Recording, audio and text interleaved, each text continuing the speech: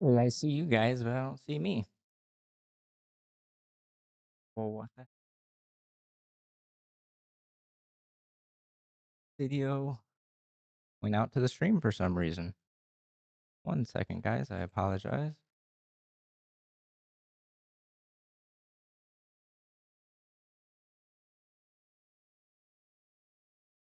There we go. All right. I apologize, guys. Thanks for being patient. No problem. The show we're calling Dominance Dialogues. Tonight we have Dan and Dawn from Erotic Awakening. Also published authors and in the community for quite a few years. I'll let them give a little introduction for themselves. Dan, Dawn. Hi. Thanks for having us on. Dawn, A little bit about us. tell us a little bit about You us. hate this part. So we've actually been doing this for 24, 25 years at this point. So when I start listing all the things that we do, it can get very long. But just quickly, we've been in a collared relationship for our anniversaries coming up, and we will be hitting 23 years. Okay. So a formerly collared. Oh, that was good to know, huh? So Yes. 23 years. And in the lifestyle since like 1999. So way before FetLife, way before internet was easy.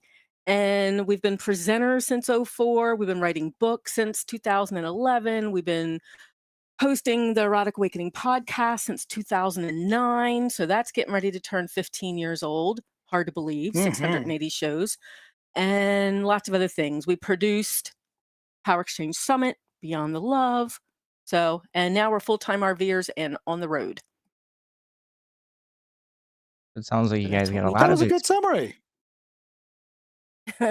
So yes, we do a lot. And our newest Power Exchange book that's been published is Hearts and Collars. And like we were talking about earlier, we do have another one coming out with Kevin and Katie in a couple of months. We get to hear the title. Yeah, so let's see. Hearts and Collars was the one I just mentioned. And then the one that's getting ready to come out is Lead, Follow, Love. So it is four of us. So Kevin and Katie have been in a power exchange. They call theirs authority transfer relationship. They've been in one. So I think they just hit 21 or 22 Yep. years. Yep. And of course, I said we've been in ours for almost 23. And we pulled questions out of a hat. Well, this is based off of a class we used to do together called Ask Us the Hard Shit. And I still think that should have been the title of the book, but I got voted out. But we all answered those questions we pulled out of a hat individually in 30 minutes. So we would pull a question out of the hat, have no clue what it is, reread the question to make sure we had it right, and then all four of us answered it in our own way in 30 minutes. So we edited for grammar at the end, but that was about it. And we kept it all in our own words. And then we would read it to each other. And that was we were parked next to each other for 2 weeks in our RVs. And that's what we did every morning. So there's some good stuff in there. Sounds exciting. Yeah, I'm it was a a lot fan of fun. of Kevin and Katie. So yeah, they are international. So Dan and I are GLLA regional master and slave title holders from 2010. GLLA doesn't exist anymore. Kevin and Katie are international power exchange couple from 2018, I think so. 19, Yeah. something like that. But all that is, it's fun to say, oh, we've got so and so title. Oh, we've been in a power exchange relationship for X number of years, number of books we've written, all that stuff. The reality of it is the important part is what we do in our day-to-day living. And we are still living as a day-to-day power exchange couple. It's been over 20 years. It's always fun to see people posting on whether it's FetLife or wherever saying, well, power exchange is great on the weekends, but it's not a sustainable relationship model. Okay, well, ask me again in another 25 years, because the first 25 years is going just fine so far. And I also like to throw out there that Kevin is on the Science of BDSM research team. out of Northern Illinois, I think, and I may have that wrong, but it's a university near Chicago. And there's a huge BDSM team, scientific BDSM team, and they are doing research about how it is a valid and sustainable relationship choice. So that's always fun. What That's why a lot of us, instead of saying master slave, dom sub, or things like that, we use the words leader follower because that's what they're using in the academic research papers that are being published. So authority transfer and leader follower. I appreciate that insight. I'm gonna see if I can look into it a little bit. Something I've been using more lately Absolutely. over authority Hmm. imbalance or power dynamics is intentional relationship. Hmm. Exactly. So, and like I said, that's what the papers are being written on right now. So, fun stuff. Well, it definitely sounds like we have the right people to discuss this topic because I've experienced quite a few power dynamics, picked up some of my own flavors. I've read some of the books. I've seen what applies to me and I've seen what doesn't apply to me. And there seems to be a disconnect between love, specifically eros, and MS or even DS. And there's a handful of people that I think about that do it well, and you are one of them, or two of them, I guess. Um, so I'm really interested to hear your thoughts on this because something that as I move forward, this conversation is kind of something I'm hoping that is going to stimulate not only something for the listeners, but for me, because I want to get to Hmm. that 20-year power exchange. I also want it to be with my loving partner and potentially a wife. So for us, the idea that not all power exchange relationships that I have are loving power exchange relationships, right? They have to serve a particular purpose. Some of the relationships I've had over the years, and Dawn and I identify as polyamorous. We also identify as that I will take on other followers, submissive slaves throughout the years for a variety of purposes. Sometimes it's a very straightforward exchange. There was a person that came to me and said, I want to learn about leather history and how to be a leather person. And I said, well, I need a slave for a temporary amount of time to do some certain tasks for me. And we said, oh, great. Now we have a nice, easy exchange. I want this, you want that. Good. Let's make an exchange. Yep, I had just come out of surgery. So just to be clear, the exchange was I had just come out of arm surgery and wasn't allowed to drive or anything like that. So that was the services Yes. she provided was driving me around and doing laundry. I couldn't do Yep.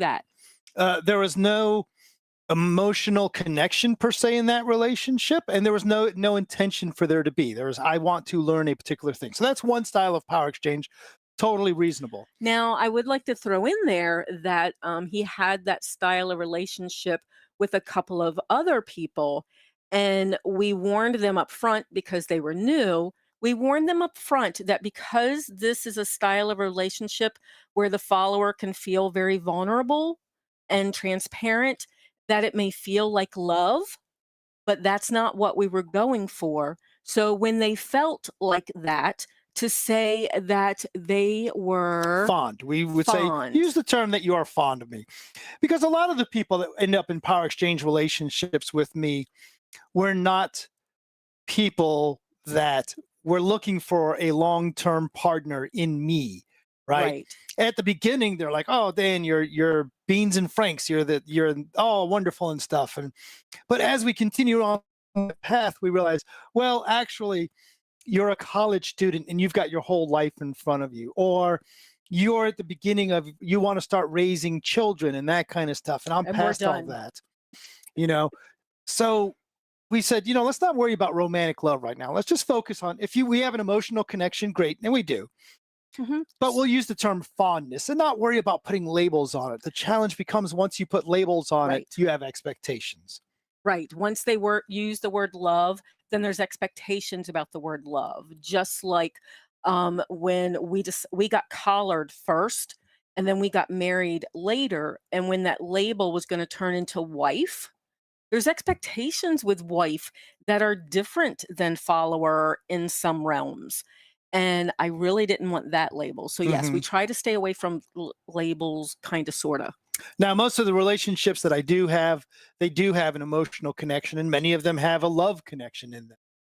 Um, Power exchange is not a simple situation.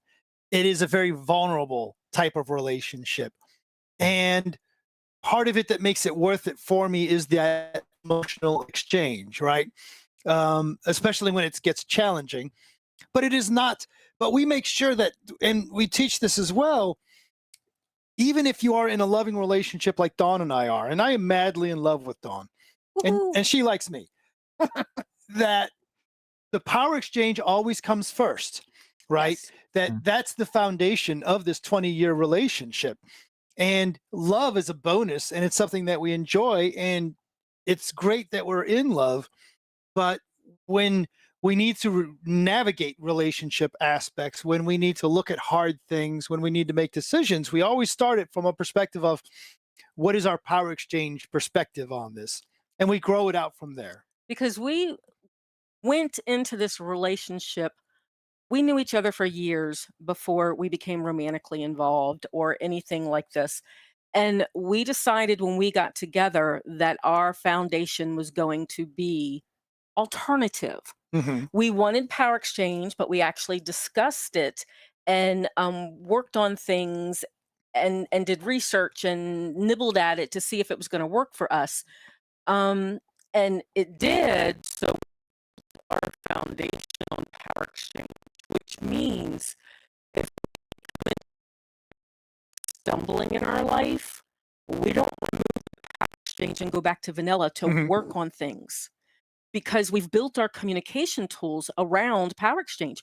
We have certain things that we do that if we went back to vanilla, like my previous relationship, I wouldn't even know how to interact with Dan anymore. So we come from a place of power exchange with everything that Hmm. we do. And one of the things that you shared with us in prepping for this interview is that you would be okay with more of a 301 approach to it, right? And we're not trying to tell anybody listening that this is the right way to do anything or the wrong way to do anything, but we are sharing with you our experience. And this is the experience backed by 20 years. And part of that experience is I don't know any long term power exchange relationships where they use, I know a lot of short term power exchange relationships where they say, well, when things get rough, we put the power exchange on hold and we talk as peers.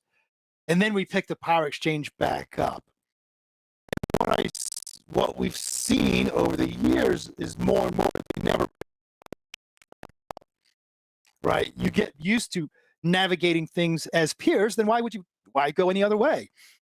It may well be that there are many power exchange relationships out there that they put the relationship on hold to navigate the hard stuff, and we just don't know those people. Yep, I'm totally down for that's a possibility, but we don't recommend it. We don't find that to be the most valuable way to do it. Instead, make that the foundation of power exchange. Make sure it's solid enough to handle the hard stuff. So, and one of the reasons that if you put power exchange aside for a time, right, not like for a conversation where we could talk about porch time at some point, which is one of Hmm. our communication tools, but if you put the relationship aside, it's harder to get back into power exchange after you've made that decision. And one of those reasons is because it's easier to find supportive vanilla people that don't know your communication style than it is to find other power exchange couples that can give you to be a role model. Hmm. And I don't particularly like vanilla role models that I find. So, but finding other power exchange role models. That's why we hang out with Kevin and Katie. That's why we have another couple we hang out with in South Carolina, I think it is, and others that we talk to on Zoom that have the same style. There's different styles. So we hang out with these people and we talk with these people because we need that sort of support as well sometimes. Hmm. And I agree. I think it's really important that when you look for support inside of your relationship, you seek support from those that have a similar relationship model. Hmm. So I want to circle back to something kind of way back when, but you guys were on just a roll of some good stuff. I saw it click with you, and I'm like, nope, I can't watch. I got to finish what I was saying. Mhm. Actually, it's way back. So this last 6 months or so, I've been studying a lot of evolutionary psychology and biology. And there is a chemical that I'm sure some people are familiar with called oxytocin. And it is one of the chemicals that is specific to promoting love or emotional bonding. Some psychologists call it pair bonding. And I've been curious if leader follower relationships or other BDSM play has the potential to release oxytocin, which in turns creates those feelings of love in a relationship that never started with the goal of love. I'm sure it can because oxytocin, I mean, you also get oxytocin bings from petting a dog. Right? So if I'm sitting at Dan's feet and he's petting my head, that's pure. I mean, I just sat at your feet the other day because I'm going through something family related and I really needed to just sit at his feet and be petted. And yeah, I mean, you get that, the touch, and it's going to depend on people's love languages, right? If and I know there's only 5 that's usually listed, but there's going to be a lot more. I knew Dan for 15 years before our relationship changed into something like this. We were on different paths. Hmm. And part of my falling in love with him was being vulnerable and being able to talk to him about my deep, dark stuff and him taking it and just sitting with it and not judging me and not, whatever. So part of it was absolutely that. He was the first person I could ever be vulnerable like that and share all those shadows. But, you've got oxytocin, you've got endorphins, you've got all those feel good things that absolutely can contribute to someone falling in love. If you're getting your needs met, much easier. Hmm, very interesting. Yeah. Um, are you guys familiar with there's a certain person out of PA that is in the community that's a neuroscientist that used to frequent the space? Didn't want Is to it say a name, Neuromancer? but oh, there you Sorry. go. Well, I wasn't sure. I mean, They're on yeah. FET. So yeah, well, fair. Um, some time ago, I he did, I believe it was, what is it, EKG on the Hmm. I brain. remember that. I And didn't I didn't go to that class, but yeah, I remember that. Yeah. it was really interesting. He showed that his partner in subspace had lower brain activity and heart rhythm than when they were in a deep part of sleep. And Mhm. I want to always add the caveat, don't take anything I say as fact, do your own research. His research is on FET, if I remember correctly. Mhm. Yeah, I think it is, and, it's not surprising to me. Subspace is trance. I do a lot of trance work in my spiritual journey that literally slows down the mind. I mean, meditation is a type of trance, which they've proven slows down the mind and the heart and relaxes and the whole alpha wave thing and stuff like that. So, subspace, trance, meditation, all that kind of works together, believe it or not. Some of us consider power exchange and BDSM a spiritual path. And I bet that's part of the reason. Yeah, it's super funny that because I've seen similar studies where they'll hook Buddhist monk up into an EKG machine or whatever and monitor their brainwaves as they go into meditation and all that kind of stuff. And it's neat that there's a program out in the University of Illinois, which actually funds the College of, or the Science of BDSM the Science of team. BDSM team. And they travel around and they talk about the science of BDSM per se, and all the, not only the physiological aspects of it, but, you know, studies on the relationship aspects and all that kind of stuff. The fun thing for me is, my perspective is that I don't particularly care about, I mean, Dawn's got the applied psychology degree. I don't particularly care. What I want to do is, does it work? If so, good, I'm going to keep doing it. What is subspace? I don't know. It's this cool trancy type Gnostic transfer of how you're perceiving the world. Oh, hell, that's good enough for me. Let's do some more. You've got the lingo. It's the Gnostic thing. Yeah. Yes, that where magic happens. And the neat thing is, there is opportunity for everybody to perceive things that the way they want and eat it the way they want. We used to run an event, and we had the current power exchange. This was my bad. So may I tell the story? Sure. So we had Power Exchange Summit at the Space, right? It was one of those years between hotels, and we had it at the Columbus Space. And we put the current reigning leather international couple in the big room, and we put the Science of BDSM team in the little social room. And I was like, who's interested in the science of BDSM, right? Forgetting nerd, right? People were having nerdgasms over the Science of BDSM team being there. We had like 2 people in the big room to listen to the leather couple, and everybody else was overflowing out of the social room. So people are interested in that stuff. Yep, absolutely. Great. Well, look, we've already talked and we haven't even asked a single question yet. At least not one that was on the But this is exactly what I was hoping to get out of it.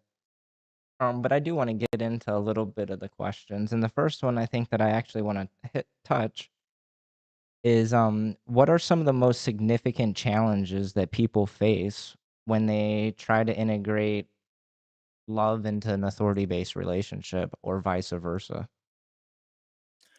So the biggest challenge that, and we can only talk for us, we very much teach from personal experience and not theory.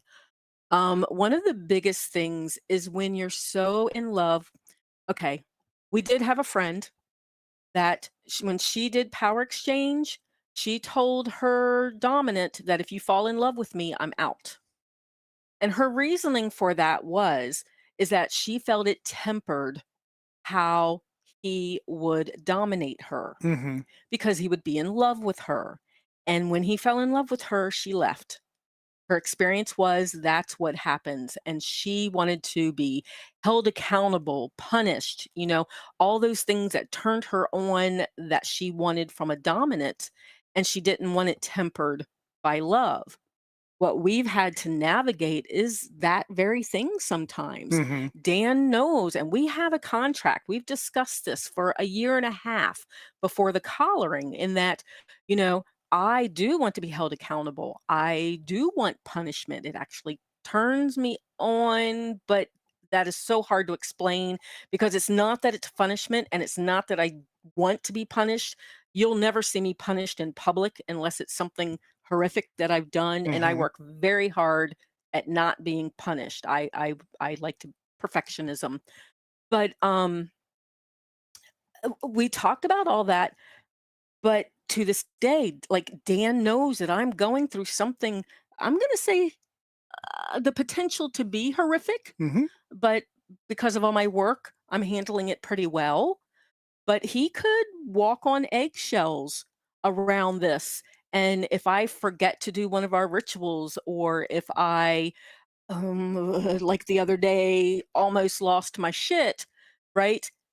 He'll hold me accountable, but he may want to sidestep that because he's in love with me. And That's kind of one of the worst things he could do, though. I need to be in my space so that I feel secure and structured. Right. And that's where the challenge comes in, right? I am in love with Dawn. I don't want to see her in pain. I don't want to make her feel bad because she didn't follow some random order that I gave.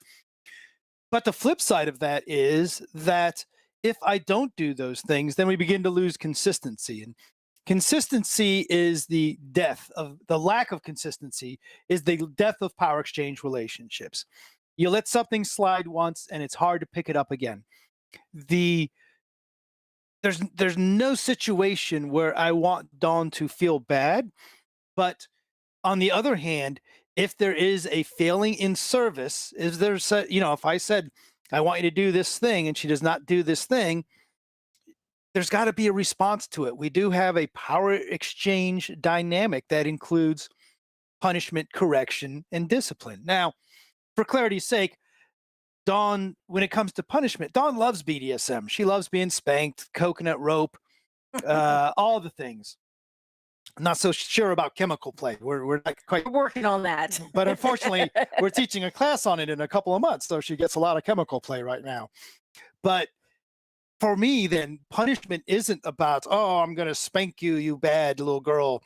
Punishment for me is to look at her and say, you're not living up to your potential, or you're failing me. You're disappointing me. That's the kind of the punishment that Dawn, you don't want to hear it. I don't want to hear it. I don't want to feel it. That's the kind of punishment that we're talking about, right? It is, I have certain expectations for you, and it is my duty to hold you to those expectations, just as it is my duty to hold me to those expectations, right? It's 20 some years, but one of my 2024 OKRs, which is the cool new way people say goals, something key results. I can't remember what the damn thing is, but anyway, my 2024 goal, be a better leader, right?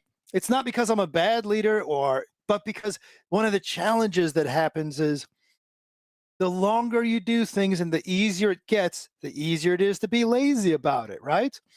So to continue to grow, to continue to push yourself. This is why when we go to these BDSM events, go to a power exchange event and you see somebody come in, I've just found out about this stuff last month, or I've only been doing this for 6 months, or, this was a fun one for a while, a couple years ago.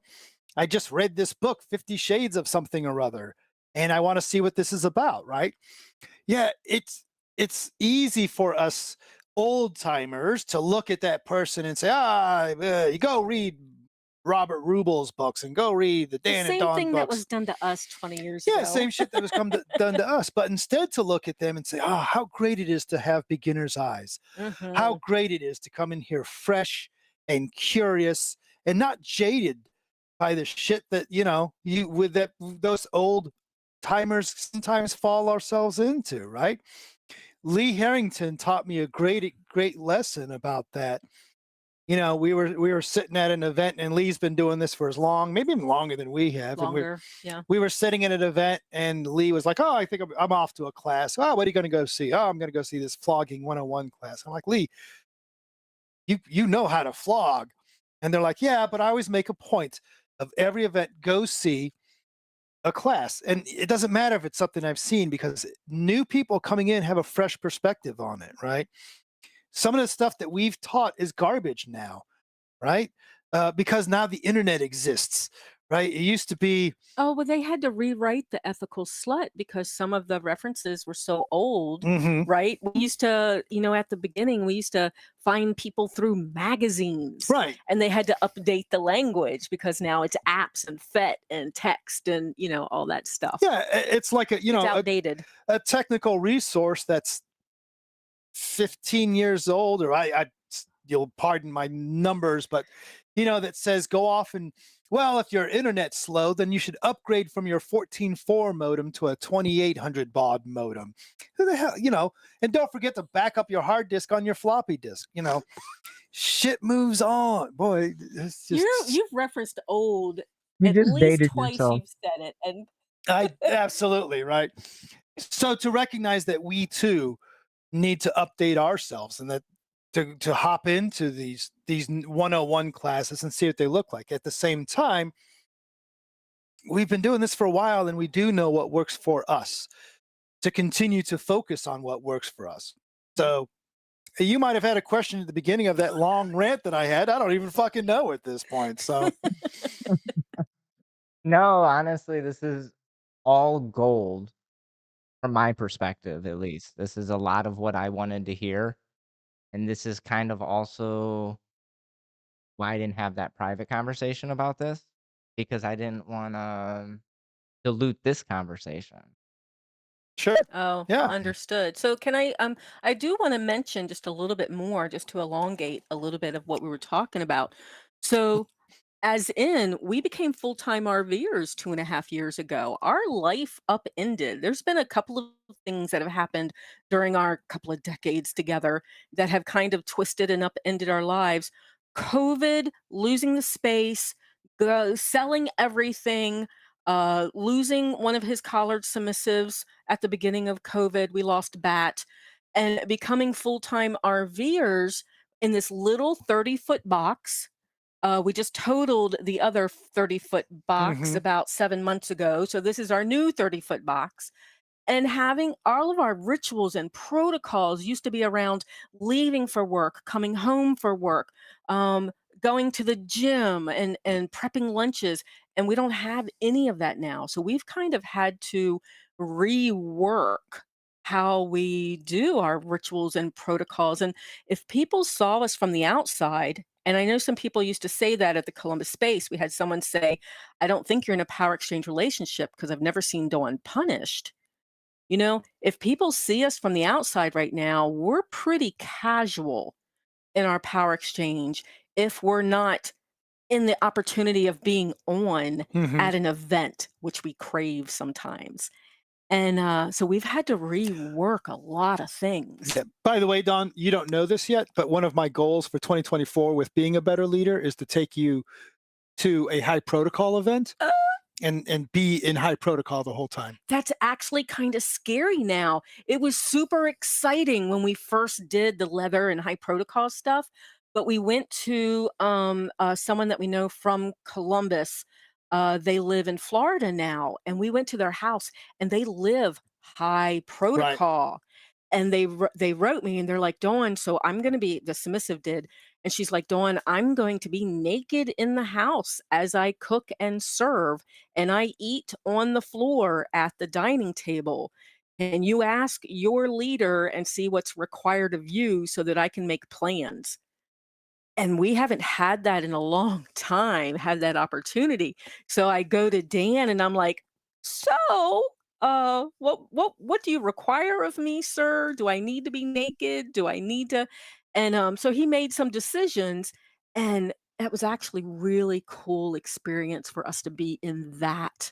Hmm. Me not allowed to talk while the dominants are talking, and I was in my happy place. If you don't understand power exchange, it can be hard to understand why that's a happy place. But it really was. But it's still a little terrifying because you're on. When you're in high protocol, you have to be focused, and you Hmm. have to be, just be aware of what's going on. And yeah. And you had mentioned earlier this idea of designer relationships, and that's all these power exchange relationships are, right? Again, we're not telling anybody this is the right way to do power exchange, Mhm. the wrong way to do power exchange. We don't fucking know what's the power exchange for you, right? In this particular situation, the follower was so proud of their cage. And I said, "Oh, what's your cage? Oh, that's for your kinky play." They said, "No," and they showed me under their Mistresses. mistress's bed. They had their own bed under the bed, and they got to crawl in there and get chained in every night, and that's how they slept every night. And they were so happy and so proud of that. They had folded clothes by the front door because when they came in, they were expected to strip and be naked the whole time in the house. And anytime the doorbell rang, they would have to put a robe on or whatever to answer the door. So they were Right. they were living a fantasy life, but it's consensual. They discussed this. This is what they wanted. Hmm. And yeah. And we Lot. look at that. So we look at that for me and Dawn after visiting with them and said, "Oh boy, that is really neat. Does that work for us?" Well, the under the bed thing doesn't really work for us. There The is a spot under the There bed is a in this bit, yeah. RV, There's but literally a spot that would work for that. Dan would have to fold it up, and I would have to climb in, and then have to put it back down. Yep. And the naked Dan would slave have to girl. wake up at Everybody's like, 4 a.m. "What's that?" Then Dan would have to wake up at 4 a.m. to let you out. Exactly. Yeah. To go to Who wants to do that? Or every time she has to pee in the middle of the night, it's a knock, knock, knock. Can I get it? It's that fantasy of naked slave girl. It's like, oh, that'd be kind of cool. But the reality is, we don't need that. That's not part of our dynamic. It doesn't suit us. But it's neat to take that and every little thing that comes in to be able to evaluate it and say, how's that work for us? Is that valuable? Every week, Dawn and I have a weekly meeting, and we just stole this from somebody else in a power. In Indiana. Yep. I mean, they've been in a power exchange relationship, if memory serves, maybe 2 years.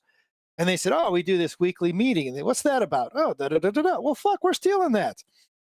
There's a great Buddhist quote. I'm going to muff it up a little bit, but the idea is if something along the lines of, if there's a 90-year-old man that needs to learn, I will teach. And if there's a 8-year-old boy that has wisdom for me, I will learn. And I try to keep that in mind, to recognize that there's nobody out there that I shouldn't be willing to learn from. Just because your power exchange is based on some book about people with helicopters and you've only been doing it for 2 months doesn't mean it's not valid for you, and that you may have come up with some hacks that I'm not familiar with. Well, we make fun of 50 Shades of Grey sometimes, but honestly, the Columbus Space wouldn't have happened without someone reading that book and being interested in Right. building that in the community. But how many of us started our relationships that are old timers, started our relationships because of the Gore series, Mm-hmm. the Claiming of Sleeping Beauty, Sure. the Story of O, the Marketplace? I mean, a lot of us read those books and went, "Oh, that's what I want," and then created a reality from it. Mm-hmm. So, yes, we rag on the one book, but many of us started that way. Right. I think we should give some credit where credit due. The big positive that 50 Shades did specifically was bring a lot of what we do to the public, and now the public Mhm. has names if it's not necessarily And the best language, representation. Yeah, exactly, right? language. And I Right. think So because of that, it shed some of the shame, and that's why we're starting to see, like, Netflix and more acceptance for alternative relationship structures. absolutely, absolutely. I actually did my capstone project in college on Power Exchange Summit Mm-hmm. and creating that project plan for the event that we ran. And when my professor was like, "So what is Power Exchange Summit?" And I'm like, "Okay, I'm going to go here. Have you read 50 Shades of Grey?"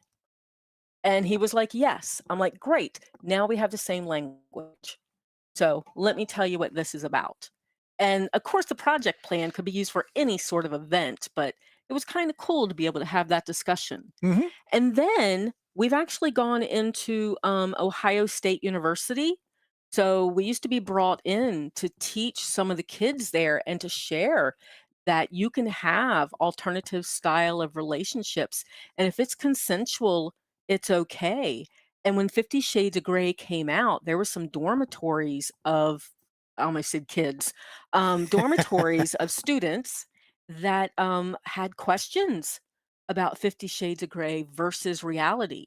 And we were able to go in there in non-leather. We went in casual clothes. I still had my day collar on, which is obviously a chain. And they had questions, and we were able to answer about reality. So Mm-hmm. that was kind of cool. Alright, so I got a question way back when. Yes. Um, so Dan, you mentioned one of the keystones of leader-follower relationships is consistency. And later in the conversation, you mentioned that due to going to the RV life, the RV wrecking, there are variables that come up in life that are clearly not in your power exchange. How do you adapt to those outside or external influences without losing that consistency? hmm that's a great question. So, a little bit of background for listeners. Dawn and I live in an RV now, as Dawn mentioned, and we were living in an RV back last July, May, Memorial Day weekend. Memorial Day weekend. It just so happens that we had an accident, lost the truck, lost the RV. Now, it was obviously, right, if we've lost both those vehicles, it's somewhat of a catastrophic accident. Dawn and I were both physically okay for the most part, minor bumps and bruises, but it's still very traumatic. One of the things that got Dawn through that is to recognize that I was still going to be in charge. I was going to make decisions, and I did. I said, we're going to do this, we're going to do this, we're going to do this. But there's an aspect of it where I recognized I am hitting the limit of my capabilities as well. I kind of brought up, I saw him sitting at his laptop, and we had to figure out hotels. We were stuck in Scranton, Pennsylvania. We had to figure out hotels, rental cars, upcoming things. And I saw him with his laptop open like usual. And I looked at him and I'm like, so I'm going to go as normal. You're in charge. You have to let me know if I need to change how I do things. And that's when he was able to look at himself and go, you know what? I don't have the capability of doing this. I'm calling in help. hmm And he had other collared submissives that he's like, I need you to do this and I need you to do that. So he was still in charge, but he pulled in the Calvary. Yeah. He didn't pull in Canada. No, but he pulled in the Calvary to help. He was able to look at his situation and how he was feeling and how his brain wasn't clicking right. Right. So we recognize that we talk a lot about sitting in your seat of power, and I recognize that my seat of power is to be that leader, to be in charge, to be that spot. The buck stops here. Just because you've been in a catastrophic car accident doesn't mean that you stop engaging and leading. But it does mean you recognize your own limitations as a human being. It used to be in our contract back when we did that, I had a day off a month that I didn't have to be in charge of jack shit, and I would go fuck off. You would take your computer tower and your monitor and Right. you would go play with friends. Right. And for those fellow old timers, I'd go off and play EverQuest.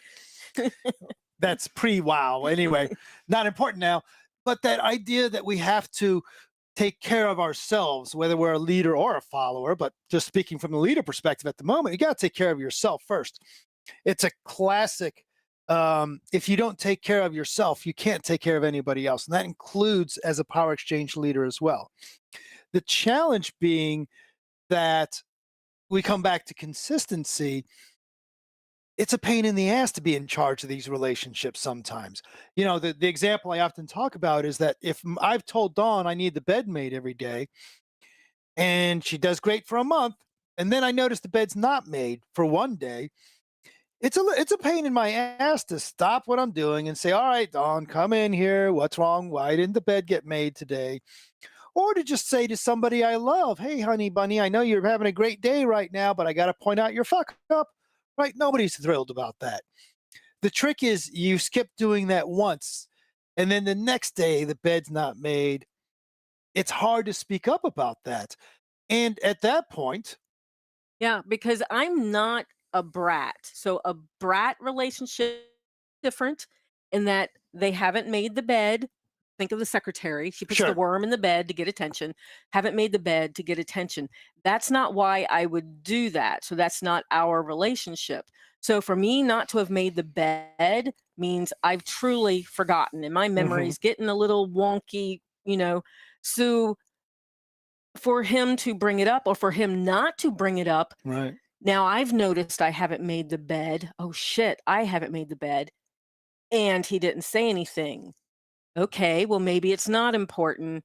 Maybe, something else. And then who knows? Maybe day two goes by and something else has come up and I haven't made the bed. I don't do that for attention. Something else has come up and he still hasn't said anything. I've recognized it again. And now it's like, well, maybe it's just not that important.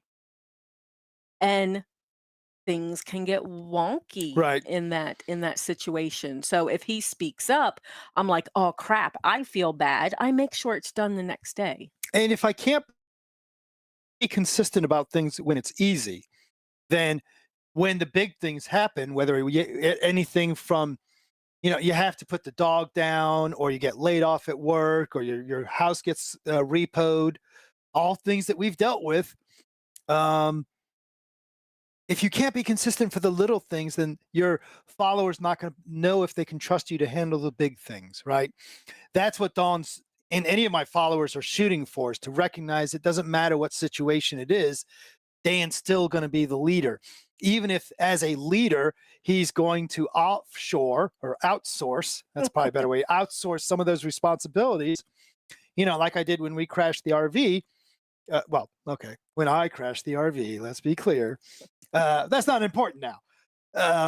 But to say, the great thing about it is it allows us to explore and to adventure, because Dawn recognizes that not only am I going to be leader when it's good, I'm also leader when it's bad. And I don't have to figure out how to do things and become leader, Mm-hmm. right? To make sure things get done, because that's what I had to do in my past relationship, right? For, I need, for this relationship, I need vulnerability, I need transparency, I need trust, I need faith. I need to know that he is there for the relationship. He needs to know that I am there for him. My goal is to take care of him and make his life easier. And by doing that, he's able to put the energy into being the leader Mm-hmm. and putting the energy into our relationship. So there's a give and take. It's an exchange, right? And what we've decided is that I take care of you. I'm an extension of your will. I make things easier for you. You make the big decisions Yeah. and keep me in line. And that's a full-time job. And just to one little more aspect about that is that doesn't mean that Dawn is not powerful or can't do this stuff or can't make the decisions, right? It means that she is so empowered that if I said, Dawn, um, take care of the student loans, Dawn, go buy a new car, um, I'm totally comfortable saying, go do those things, right? It's not that she has no power, no intelligence, no ability. She has wonderful power, intelligence, and ability. She chooses which parts she chooses, that I get to be in charge where I want to be in charge. And I don't want a micromanager. I want her generate income. She says, oh, well, should I go teach Reiki classes or should I get a job at IBM? I don't care. Generate income. That's, oh, okay, good, good. And off she goes and teaches, boom, boom, boom. That's what we're shooting for here, right? It's not a micromanagement. It's not I don't trust her to get her shit done. I trust her so much that I don't have to be on, micromanage or any of that kind of jazz. But that's also where authority, that's why some people use the words authority transfer, because I can be a powerful person and be empowered, but I have transferred authority to Dan. He gets to make the final decisions, even if that final decision is, Dawn, you go make a decision and get that thing done. Mm-hmm. Right. So, and that's how ours works. That's not how everybody's works. Don't, Sure. yeah. I do have a question for your specific relationship.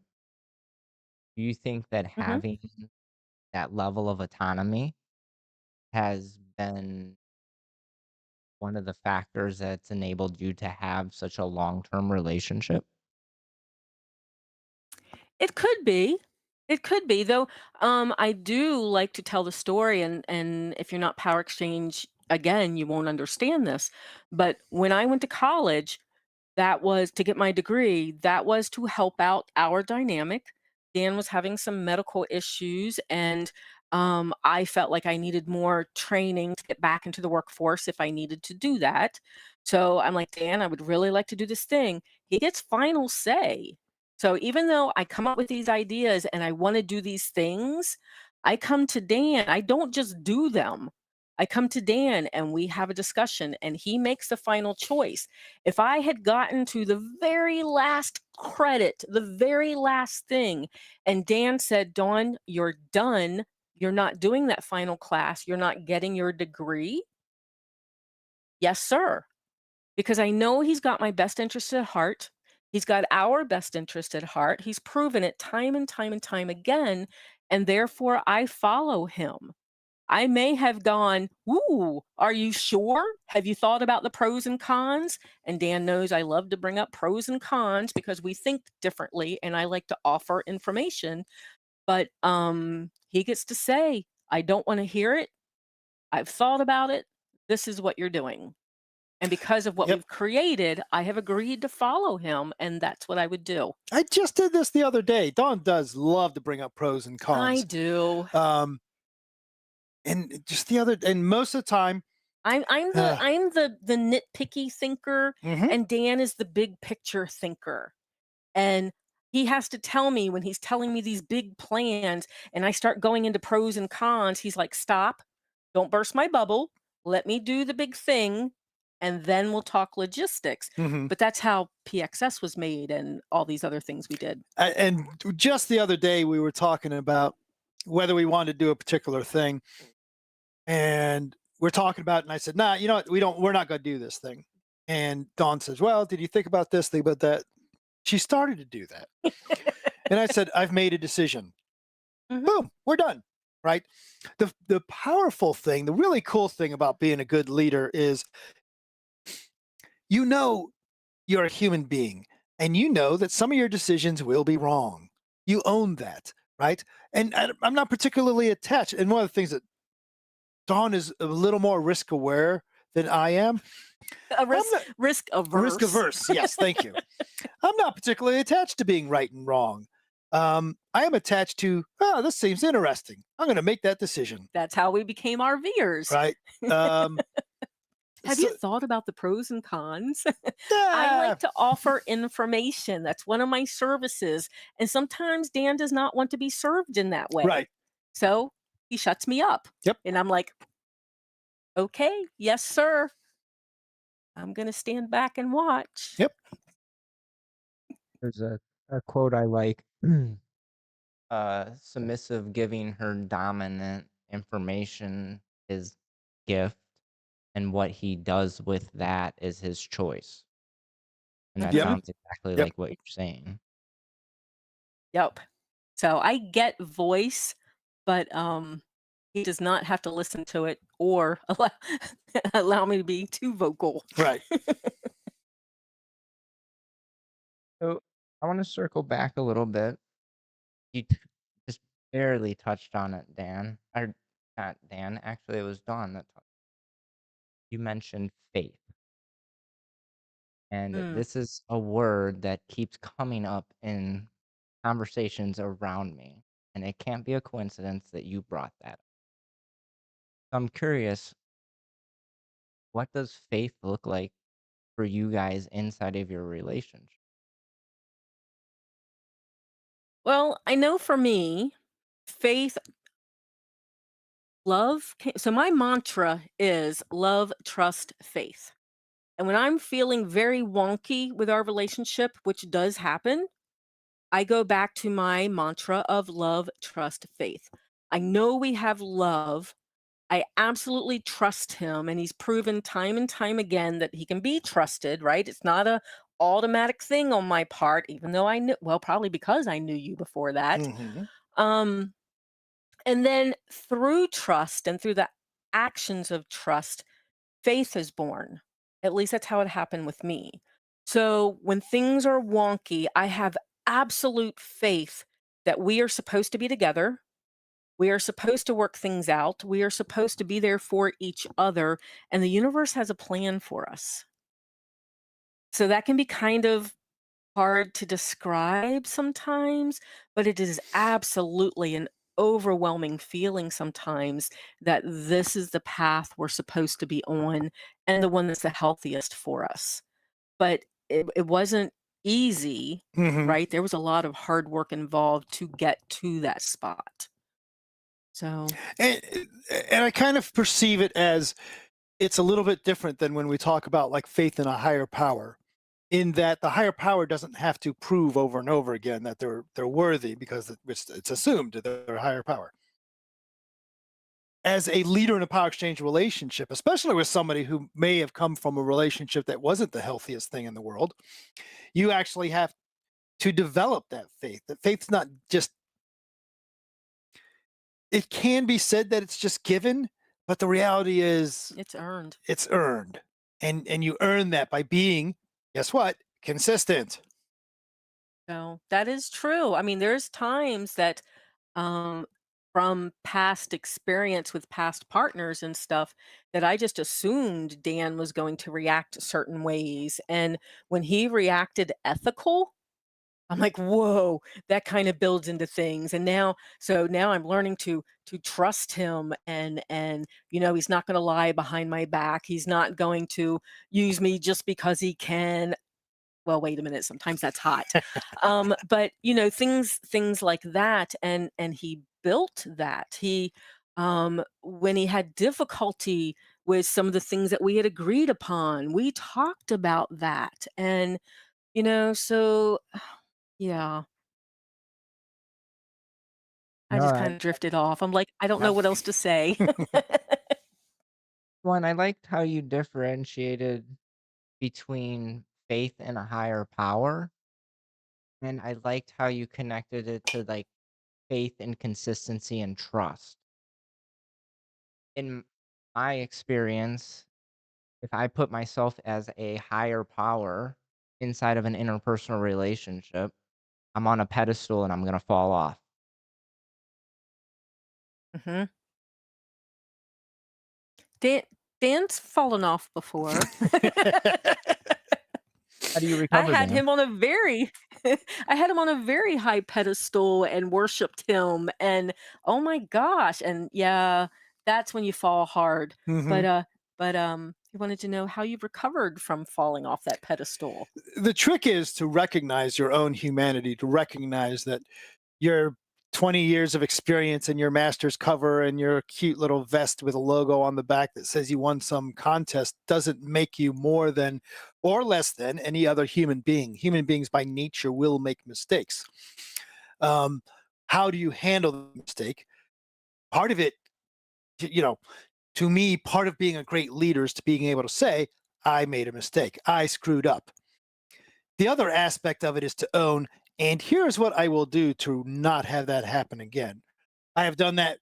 I've made, because Dawn and I have been together for a while, I've made a number of mistakes in our relationship, and I've had to come up with remediation plans. And that's, I'm a big fan of, I'm human and allowed to hmm make mistakes. My followers are allowed to make mistakes, right? We're human beings. We So, grow from it. and that's the trick. You have to grow from that mistake. So, Dawn's not allowed to give me shit for making a mistake once. Mm. If I make that same mistake a second time, then she is within her rights. Follower be damned. She is within her rights to, in a respectful way, say, "Sir, with all due respect, I see that you have again let the car run out of gas." I'm seeing a pattern. Do you Yeah. need help from me? Because I still come from a place of assistance, right? Do we need to change something? Do you need help? I'm not like attacking him. Oh my Hmm. God. I have no interest in attacking him, manipulating him, anything like that. When I offer information, I try to be very clear. I am offering information, I am not attached to it. I see this pattern. Is there something that you need to be aware of, that I need to be aware of?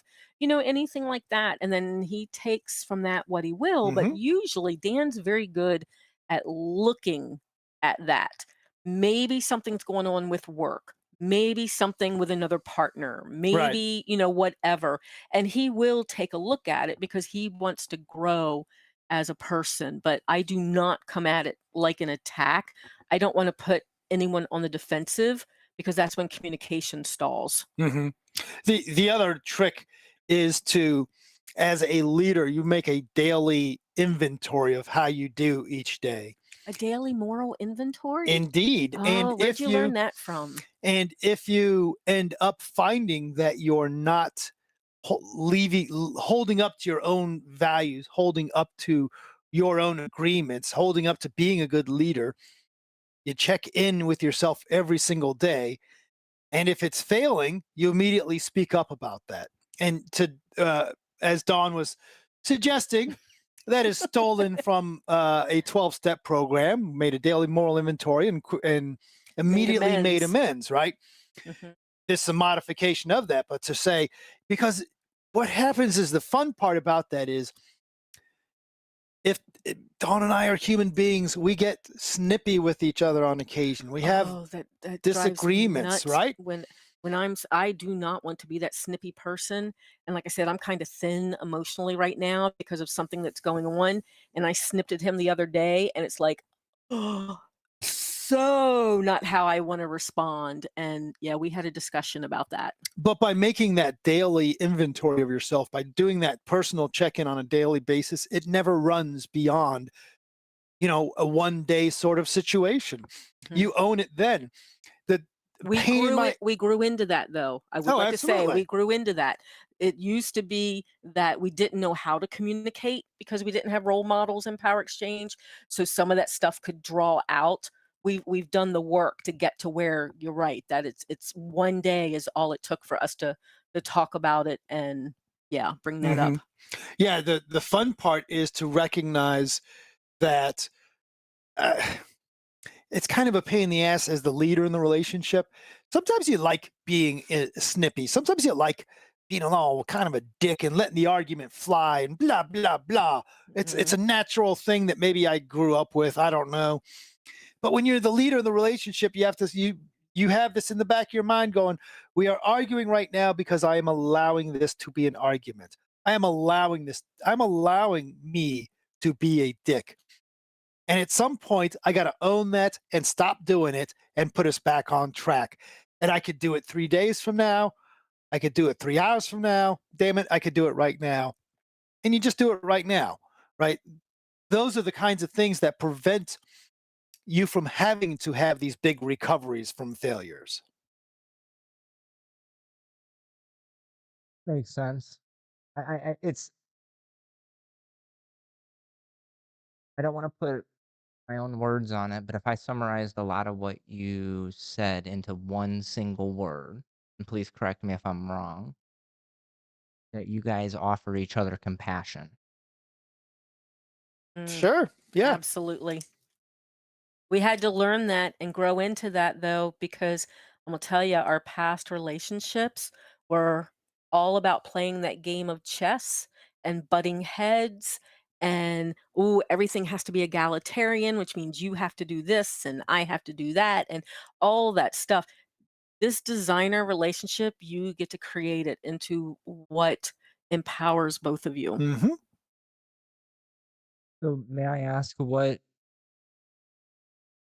first I'm gonna preface it, just to be clear, you guys started in an egalitarian relationship and then evolved into Mm, I'm No. gonna say no because when we got together, we knew we were going to be different. We Hmm. knew we were going to be open to loving other people, that if we had tingles, we'd be able to act on it. We just had to figure out how so that we both felt safe at start, that we wanted some sort of kink power exchange. I don't even think was a word back then. I think it was dom sub.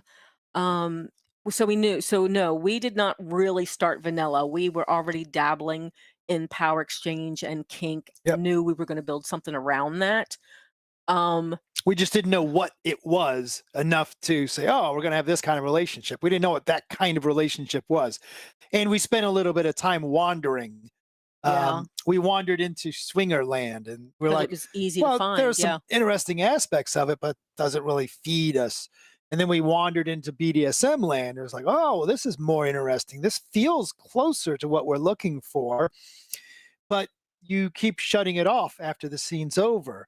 And that's when we found actual power exchange, and we said, that's what we've been looking We had for. our kinky weekends where we would send the kids off with their dad, and we would have code words of, ooh, now we're into kinky weekend. And it got to where we couldn't turn it off anymore.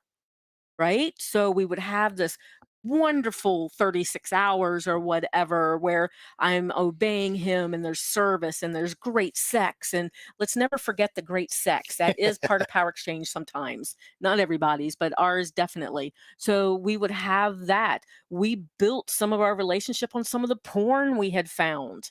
Right? The not necessarily floggers and stuff. It was hands and hair and that look on that submissive's face. That's what we were trying to create. And then one day, we actually worked at the same company when we got together. One day, I pulled him aside at lunchtime and I'm like, I'm having difficulty turning this off at work. And we work very close together and I don't want it to be seen. So what are we going to do about this, Hmm. because I'm having a really hard time now that we're experiencing it and actually being open to it to turn it off. So no, we started knowing it was going to be something, we just didn't know what it was going to be. We had past vanilla relationships though. So then did the love evolve after the power exchange or during? Oh, I think it was It, kind of it, mixed yeah, maybe. it's really interesting. It's pretty mixed. The love, the lust, the power exchange, all were this big soup that we're all kind of feeding each other. And it's really weird because we did know each other for 15 years before that.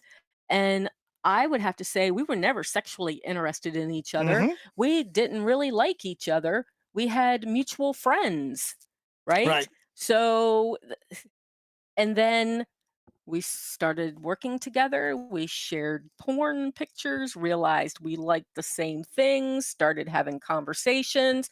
His marriage fell apart, my marriage fell apart, and hey, let's give this a try. Sounds like a match made So in heaven somewhere. that's where, see, and because of the way it came together for us, it felt like it was supposed to happen. So that's part of where the faith comes in. I mean, we absolutely earned that, Hmm. but with the way it clicked together, it felt right.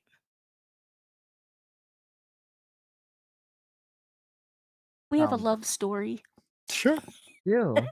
I mean, honestly, from my perspective, just to maintain any type of interpersonal relationship or intersexual relationship for 20 plus years, the milestone, I don't know if milestone's the right word, but it's not easily achieved, at least not in my opinion, and I can't speak for experience. So I can just say my opinion. I don't think it's easy to achieve. Um, in the spirit of time, we've been on for about an hour and a half. I want to offer our listeners, if they have any questions they'd like to ask, to put them in the chat. I have one more question that I personally would like to ask, and then I'll give you guys a couple minutes if there's anything that you'd like to put in. Last question I got is, what do you do when your partner's needs for love and authority out of sync? When things are out of sync. So, I mean, obviously that's going to happen with us, right? So, um, just biologically, that's going to Hmm. happen. I mean, I know our sex drives and libido have definitely gone in different areas, and sometimes that can affect the who needs more power exchange when.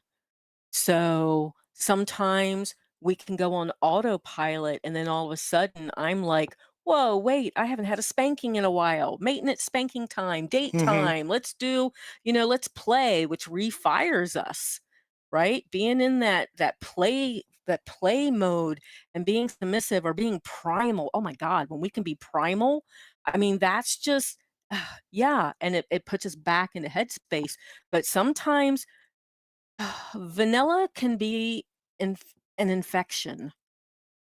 And when you're Wow. around vanilla a lot, it can kind of Yeah. So affect us. And we have to make a point to be power exchange sometimes. And that means one of us has to, I mean, Dan's always in charge. We're always power exchange. But to get that fed, some of us sometimes has to want it a little more. Does that make sense? I don't know if it makes sense or not. I'm not sure that the question necessarily makes sense to me. And what I mean by that is that as long as I'm living with the authority parts being the foundation, it's a matter of just speaking up and saying, you know what, we need a romantic date night. Cool, let's have a romantic date night. Or the opposites, we need a high protocol evening. Cool, let's have that. Because it can be, see, I don't like the perspective for myself that, yes, I am telling our interviewer, no, I don't like your question. I refuse to answer it. I will answer my own question instead. That the, um, sometimes one needs to be fed a little bit more right now. I don't Right. see them as out of sync. If you think of them both as two hungry babies, one, that's a terrible analogy. One needs to be fed, and the other, sometimes one aspect just needs to be reinforced a little bit. So instead of looking at them as being out of sync, just saying one needs to be reinforced a little, It's that feels more powerful to me. That feels, because when you say they're out of sync, that to me, I get the implication that, oh, something's broken. No, nothing's broken. I just need a little energy over here. Just like sometimes I need a night to just play video games. Life is wonderful. I'm not complaining about anything, but man, right now I'm feeling that need to be creative, or that need to blow shit up, that need to kill zombies, right? Cool, go do that for a little bit. And then recognize everything else is still great too, but I just want that right now. yeah, I was kind of seeing it as you were talking, that when it's out of sync, it visually, it kind of feels like this, Mhm. right? Like it's out of whack, but in reality, it's more of a flow. And sometimes we're just in a little different flow, and we just have to remember to speak up. And it can happen particularly with when you have multiple power exchange relationships going on. It can be easy to, for the nesting partner, or the partner that's been around for a little while, to say, you know what, I'm not seeing a lot of authority transfer or a lot of love in our relationship like we used to. Let's put some focus there. Dawn and I have a date night tomorrow night. We're going doing romantic cruise. Nothing to do with power exchange. A dinner cruise. So that's going to be Um, so much fun. but it's great to reinforce love on occasion. Hmm. I agree that your word choice was a lot better than mine. The imbalance. And also I appreciate the like the pun because it's, power imbalance relation. Now we're Right. speaking Hmm. of imbalance between love and authority. So thank you for answering your own question, Dan. Um, so I kind of blown away by this conversation. I count how many notes I've taken for my personal self. Um, I I don't know if you guys have anything that you'd like to bring up that maybe we didn't cover in closing. Sure. Just real quick. No, we're not. We have nothing else we want to bring up. We are going to pitch our crap, though. Again, all the books we talk about, the presentations that we're doing, where we'll be at, the Zoom classes that Dawn teaches, all that can be found at eroticawakening.com. None of this is a living for us. Yeah, it's great when we have a patron sign up and it allows us to go out and buy a steak instead of a hamburger. That's fantastic. But I have a 40-hour a week job. Dawn's getting up at 4 a.m. to clean toilets here at the RV park. It All pays of for this our spot. yeah, all of this is a passion for us. Um, so if there's something of interest, or there's other questions you have for Dawn and I, feel free to reach out to us. All that contact information, all that stuff can be found at eroticawakening.com. Well, and all your links should be in the show notes. It won't be hard to find you guys. Thank you. Awesome.